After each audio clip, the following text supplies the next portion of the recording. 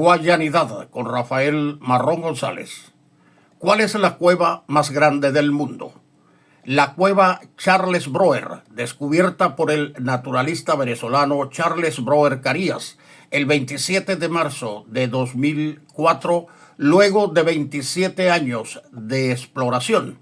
Situada en el Prada Tepuy, una de las 10 mesetas que conforman el enigmático macizo de Chimantá, ubicado en la Gran Sabana. Es la caverna de cuarcita más grande del mundo en dimensión y volumen, con una longitud cartografiada de 4.482 metros, con un río turbulento, con cataratas, domos y galerías gigantescas que en algunos sitios alcanza hasta 60 metros. El dintel es un arco de 120 metros con un techo de 100 metros, entrada bautizada como Boca del Mamut.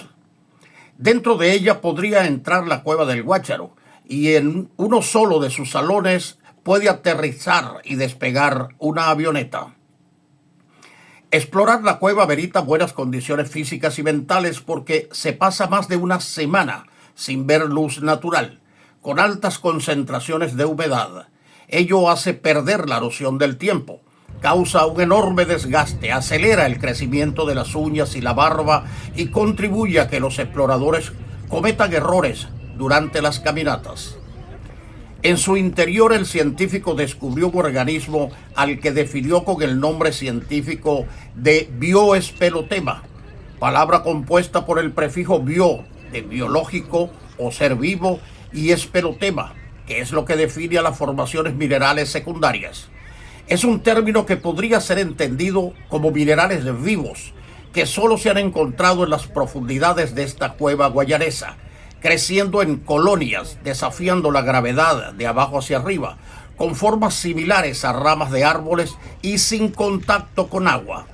La conclusión de la NASA, que le hizo pruebas en su laboratorio ubicado en Madrid por petición de su descubridor, es que se trata de un microorganismo exobiológico que probablemente llegó a través de un meteorito proveniente de Marte, aunque para el profesor Vicente Marcano de la Universidad de los Andes, realmente los espeleotemas no son considerados restos de vida extraterrestres, sino una forma de vida ubicua de nuestro sistema solar.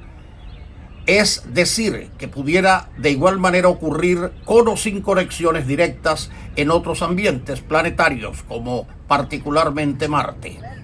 No existe otra evidencia de un ser vivo que produzca ópalo, material sílice semejante al vidrio cuyo proceso es mineral. Es un caso único en el mundo. En la gigantesca cueva los investigadores también descubrieron una nueva especie de ranas que forma el grupo de anfibios comúnmente conocidas como ranas de dardo venenoso.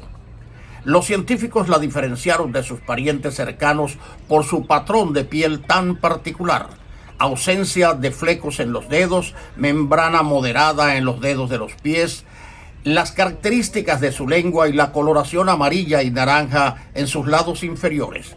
Es descrita como una rana de rápidos movimientos que vive en los arroyos y en lagunas tranquilas en las laderas cerca de la cueva.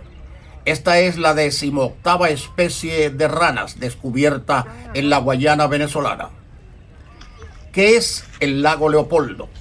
El lago Leopoldo, también conocido como Paracahuachoy por los grupos indígenas piaroas que habitan en la zona. Su origen es en realidad una cavidad de hundimiento perteneciente a la formación geológica Roraima, que se encuentra completamente inundada. El lago tiene 320 metros de largo y 240 de ancho y cerca de 33 metros de profundidad promedio.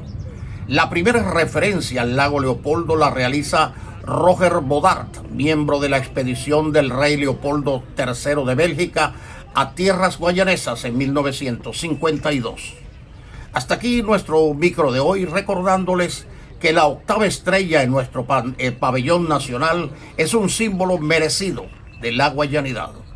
Hasta la próxima semana.